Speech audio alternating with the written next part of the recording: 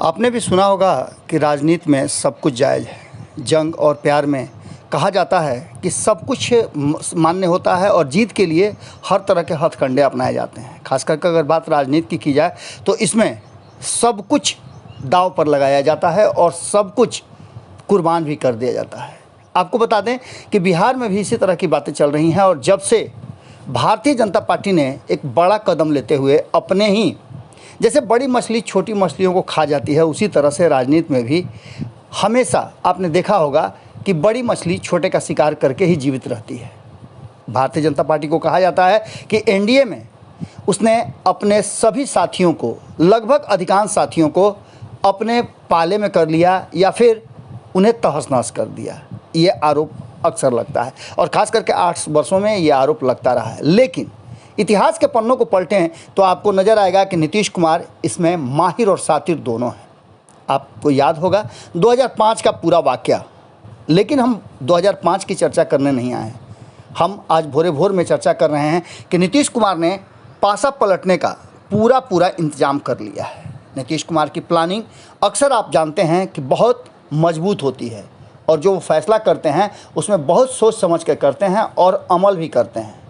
2013 में नीतीश कुमार का एनडीए से अलग होना इतिहास के पन्नों पर अंकित है और भारतीय जनता पार्टी जिस समय पूरे सवाब पर थी, तब नीतीश कुमार ने भारतीय जनता पार्टी को लालू प्रसाद का साथ लेकर के, कांग्रेस का साथ लेकर के झटका दिया था।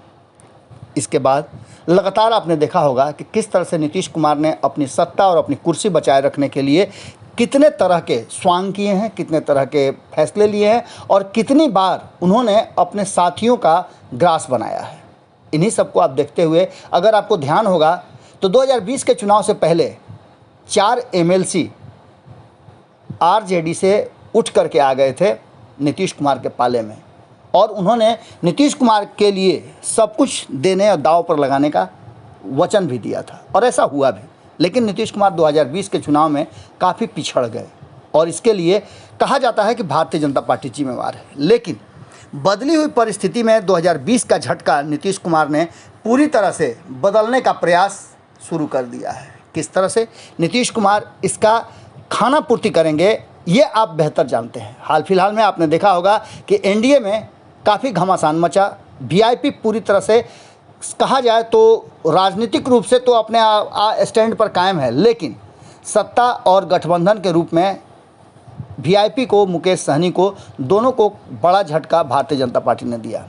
जहां एक तरफ भारतीय जनता पार्टी ने उनके 3 बचे हुए विधायकों को अपने खेमे में शामिल करा लिया, वहीं दूसरी तरफ मुकेश सहनी को मंत्रिमंडल से भी इस्तीफा देने के लिए बाध्य होना पड़ा।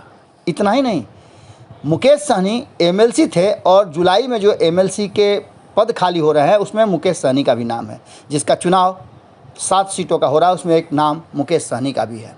लेकिन इन सब से इतर हमने आपको खबरों में सुबह सवेरे ही बताया था कि किस तरह से नीतीश कुमार को और भारतीय जनता पार्टी को ज़रूरत है गेम को पलटने का, क्योंकि जीतन राम मांझी ने जिस तरह से हंगामा खड़ा कर दिया है और उनका सीधे तौर पे कहना है कि वो, और एक अहम भूमिका उनकी है क्योंकि उनके बिना 4 सीटों पर जीत कहीं ना कहीं मुश्किल हो जाएगी और इस बात को लेकर के नीतीश कुमार भी जानते हैं और भारतीय जनता पार्टी भी जानती है। हालांकि भारतीय जनता पार्टी ने नीतीश कुमार को 2 सीटें दे करके अपना पल्ला तो झाड़ लिया है, क्योंकि अब नीतीश कुमार को हर हाल में अपने लिए समर्थन जुटाना पड़ेगा, क्योंकि 2 सीटें आराम से अपना निकाल ले रही है भारतीय जनता पार्टी। भारतीय जनता पार्टी के बाकी बचे आंकड़ों को अगर नीतीश कुमार से जोड़ भी दिया जाए तो उनका 2 उम्मीदवारों का, 2 प्रत्याशियों का विधान परिषद जाना मुश्किल लग रहा है बिना जीतन राम मांझी के। अब इसके लिए आप समझ सकते हैं कि लंबे समय से स्टैंड बाई में चल रही कांग्रेस कहीं ना कहीं अपने खेमे में खलबली से डरी हुई है। जैसा कि आप सभी जानते हैं कि बार बार ये सवाल खड़ा होता है और राजनीतिक चर्चा का विषय भी बना हुआ है कि कहीं ना कहीं नीतीश कुमार कांग्रेस के 19 में से कई विधायकों को अपने संपर्क में रखे हुए हैं, कई स्टैंड बाई में खड़े हैं, लेकिन कांग्रेस ने इससे हमेशा इनकार किया है। उससे भी बड़ी बात कि कांग्रेस को जब चाहे, हालांकि कांग्रेस के विधायकों का सॉफ्ट कॉर्नर नीतीश कुमार रहे हैं, लेकिन वो नीतीश कुमार जो भारतीय जनता पार्टी और एनडीए से बाहर हों, इन सारी बातों को लेकर के जहां एक तरफ कांग्रेस के कई नेता अधिकांश नेता राष्ट्रीय जनता दल के व्यवहार और उसके एकतरफा फैसले से नाराज चल रहे हैं। वहीं दूसरी तरफ नीतीश कुमार की तरफ सॉफ्ट कॉर्नर रहना इस बात की तरफ इशारा कर रहा है कि कहीं ना कहीं कांग्रेस अब उस स्टेज में है, और कांग्रेस जिस तरह से बिहार में धीरे धीरे कमज़ोर होती गई है, उसके बाद से नीतीश कुमार के लिए रास्ते और भी ज़्यादा खुल गए हैं। लेकिन कांग्रेस में अभी भी एक बात तो तय है कि जिस तरह से कांग्रेस ने फैसले लिए हैं, उसने एक बार फिर से उम्मीद जगा दी है। तो कांग्रेस को यदि किनारा भी कर दिया जाए और अगर आगे की रणनीति को लेकर के नीतीश कुमार कांग्रेस के कोई सदस्यों को अपने खेमे में नहीं लाते हैं, तो उनके लिए ऑप्शन क्या है? उनके पास दो ऑप्शन हैं। एक ऑप्शन तो ये है कि नीतीश कुमार जो काम भारतीय जनता पार्टी ने किया वो कर लें, जिसको अब ये तुरंत हम आपको बताने जा रहे हैं। लेकिन दूसरी जो चर्चा चल रही है कि AIMIM के विधायकों पर नीतीश कुमार की नज़र है। नीतीश कुमार कोई बड़ा शर्त रख के, बड़ा प्लान रच करके कहीं ना कहीं अपने स्थिति को मजबूत करने के लिए विधायकों की संख्या बढ़ा सकते हैं। आप जानते हैं कि AIMIM के 5 विधायक हैं और पांचों विधायक एकजुट नज़र आ रहे हैं। इससे पहले भी नीतीश कुमार को ये संदेश AIMIM की तरफ दिया गया था कि अगर वो NDA से बाहर होते हैं, भारतीय जनता पार्टी से अपने संबंधों को समाप्त कर लेते हैं, तो AIMIM उन्हें समर्थन देगा।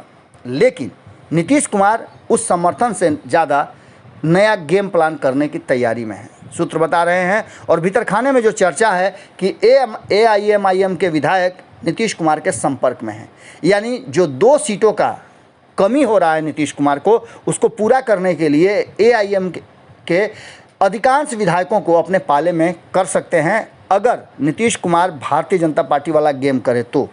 या उससे भी बड़ी बात कि जिस तरह से भारतीय जनता पार्टी ने मुकेश सहनी के उत्तर प्रदेश में चुनाव लड़ने को लेकर के टारगेट किया उन्हें, और उस टारगेट को लेकर के जो चर्चाएं हैं और जो कहा जाता है, मुकेश सहनी ने भी कई बार इसकी चर्चा की कि भारतीय जनता पार्टी को ये सहन नहीं हो सका कि एक अति पिछड़ा का बेटा आगे बढ़े। यही कारण है वो बार बार इस बात को रिपीट करते हैं और कहते हैं कि हमें कमज़ोर करने के लिए भारतीय जनता पार्टी ने हमें तोड़ने का कोशिश किया, लेकिन हम टूटेंगे नहीं। वहीं दूसरी तरफ जब से आपको याद होगा कि हमने खबरों के माध्यम से बताया था कि NDA में भारी घमासान चल रहा है, मुकेश सहनी के बाद अगला नंबर किसका होगा, इसकी भी लॉटरी लग चुकी है। हालांकि मुकेश सहनी अभी भी मजबूती के साथ खड़े नज़र आ रहे हैं, लेकिन जीतन राम मांझी पर अब नज़र हो सकती है नीतीश कुमार की। भारतीय जनता पार्टी ने जहां एक तरफ VIP को अपने पाले में कर लिया, उसके सभी विधायक भारतीय जनता पार्टी के हो गए, वहीं अब ये चर्चा और भीतर खाने में सुगबुगाहट शुरू हो चुकी है कि जीतन राम मांझी के विधायकों पर नीतीश कुमार की नज़र है।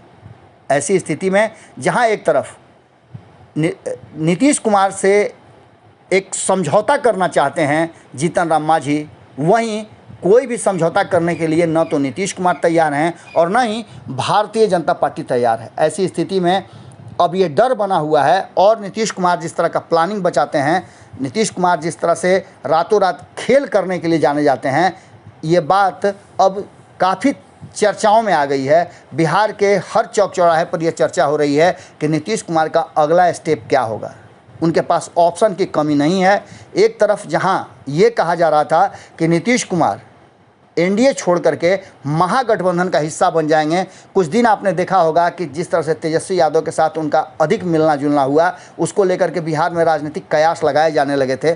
लेकिन इन सब से अलग नीतीश कुमार ने जो नई प्लानिंग बनाई है, उसमें वो भारतीय जनता पार्टी के साथ रह करके कंफर्टेबल होने के लिए कोई नया और बड़ा प्लान कर सकते हैं। उस प्लान में एक तरफ जहां सामने नज़र आ रही है 19 सीटों वाली कांग्रेस, तो वहीं 5 सीटों वाली AIMIM भी नीतीश कुमार के नज़र में है। और सबसे बड़ी बात कि नीतीश कुमार अगर पुराने गेम को कर दें, 2015 वाली बात सामने ले आएँ, तो जीतन राम मांझी के लिए मुश्किल दौर शुरू हो चुका है। अगर जीतन राम मांझी नीतीश कुमार का समर्थन नहीं करते हैं MLC चुनाव में, तो ये मान के चलिए कि जिस दिन वोटिंग होगी उसके ठीक पहले एक बड़ा खेल हो सकता है, जैसा भारतीय जनता पार्टी ने VIP के साथ किया। अब अगला नंबर जीतन राम मांझी का लग सकता है। यानी जीतन राम मांझी को अपने विधायकों से हाथ धोना पड़ेगा और साथ ही ये भी तय मान के चलिए कि अगर ऐसा हुआ तो जीतन राम मांझी का मंत्रिमंडल से भी जाना, यानी उनके पुत्र का मंत्रिमंडल से जाना तय मान के चलिए। ऐसी स्थिति में नीतीश कुमार क्या करते हैं, इन तीनों में से प्रायोरिटी किसको लेते हैं और किसको साथ मिलाने के लिए, चूँकि जीतन राम मांझी का खेमा उनके संपर्क में भी है और लंबे समय से उस पर नज़र भी है। क्या होगा ये तो वक्त बताएगा, लेकिन जीतन राम मांझी को ऐसी परिस्थिति में अपने आप को और अपनी पार्टी को संभालने के लिए बहुत मशक्क़त करनी पड़ेगी। जो कह रहे हैं उससे कहीं ना कहीं उन्हें पलटना होगा, वरना नीतीश कुमार गेम कभी भी कर सकते हैं। जुड़े रहिए भारत लाइव के साथ, खबरों का सिलसिला लगातार जारी है। अगर ये वीडियो पसंद आई और वह बिहार के राजनीति और बिहारियत से सरोकार रखेनी तो सब्सक्राइब बटन दबा के चैनल के सब्सक्राइब कर ली। ओजे एगो घंटी बा, ओकरा बटन दबा देला से कुल सटीक और मारक खबर रुआ मुफ्त में मिल जाई। अगर रुआ पत्रकारिता के हमनी के नया प्रयोग में सहयोग कर चाहतानी तो ज्वाइन बटन दबा दी। पेटीएम नंबर नोट कर ली 9386816700। धन्यवाद।